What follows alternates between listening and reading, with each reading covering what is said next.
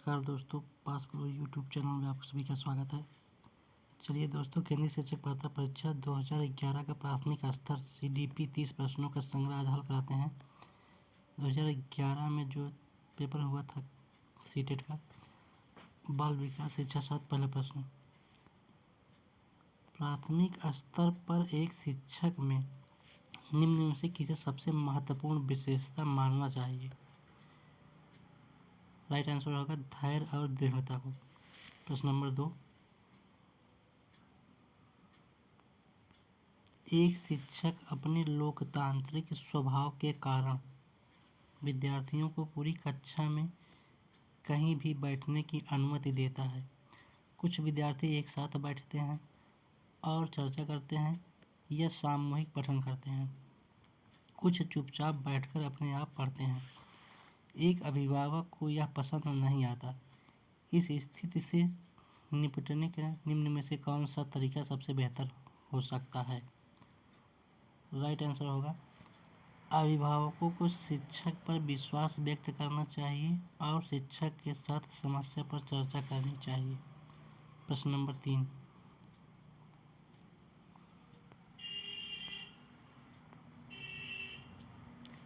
वह अवस्था जब बच्चा तार्किक रूप से वस्तुओं व घटनाओं के विषय में चिंतन प्रारंभ करता है। राइट आंसर होगा मूर्त संक्रियात्मक अवस्था। मूर्त संक्रियात्मक अवस्था 7 से 11 वर्ष। प्रश्न नंबर 4, मन का मानचित्रण संबंधित है। आंसर होगा मन की क्रियाशीलता पर अनुसंधान से। प्रश्न नंबर 5, विशेष रूप से प्राथमिक स्तर पर विद्यार्थियों की सीखने संबंधी समस्याओं को संबोधित करने का सबसे बेहतर तरीका है। राइट आंसर होगा डी, क्षमता के अनुरूप विभिन्न शिक्षण पद्धतियों का प्रयोग करना। प्रश्न नंबर 6, निम्न में से कौन सा शिक्षार्थियों में सृजनात्मकता का पोषण करता है? राइट आंसर होगा प्रत्येक शिक्षार्थी की अंतर्जात प्रतिभाओं का पोषण करने के अवसर उपलब्ध कराना। प्रश्न नंबर 7, पियाजे के अनुसार निम्नलिखित में से कौन सी अवस्था में बच्चा अमूर्त संकल्पनाओं के विषय में तार्किक चिंतन करना आरंभ करता है? राइट आंसर होगा औपचारिक संक्रियात्मक अवस्था 12 वर्ष या ऊपर। प्रश्न नंबर 8, सीखना समृद्ध हो सकता है यदि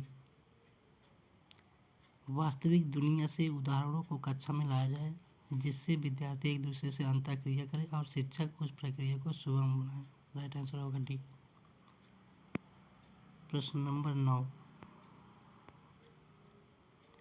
निम्न में से कौन से कथन को सीखने की प्रक्रिया की विशेषता नहीं मानना चाहिए? राइट आंसर होगा डी, शैक्षिक संस्थान ही एकमात्र स्थान है जहां अधिगम प्राप्त होता है।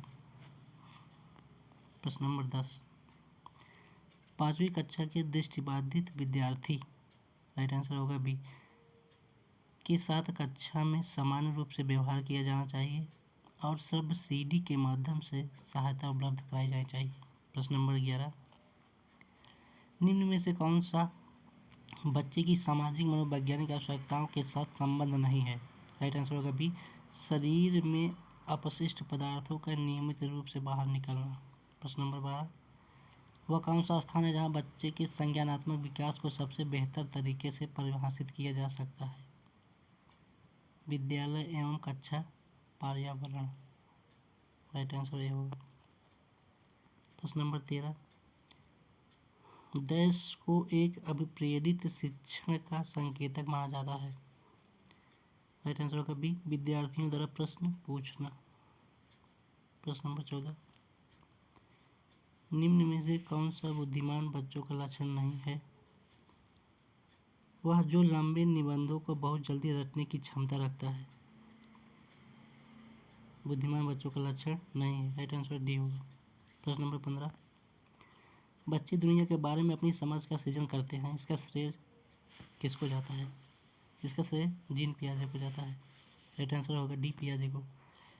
प्रश्न नंबर 16, कृतिका अक्सर घर में ज़्यादा बात नहीं करती लेकिन विद्यालय में वो काफ़ी बात करती है। यह दर्शाता है कि राइट आंसर होगा उसके विचारों को विद्यालय में मान्यता मिलती है। प्रश्न नंबर 17, एक शिक्षक को अपने विद्यार्थियों की क्षमताओं को समझने का प्रयास करना चाहिए।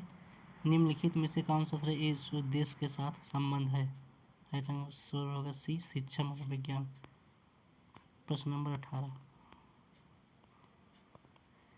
सीखने की प्रक्रिया में अभिप्रेरणा शिक्षार्थियों में सीखने के प्रति रुचि का विकास करती है। राइट आंसर सही होगा, शिक्षार्थियों में सीखने के प्रति रुचि का विकास करती है।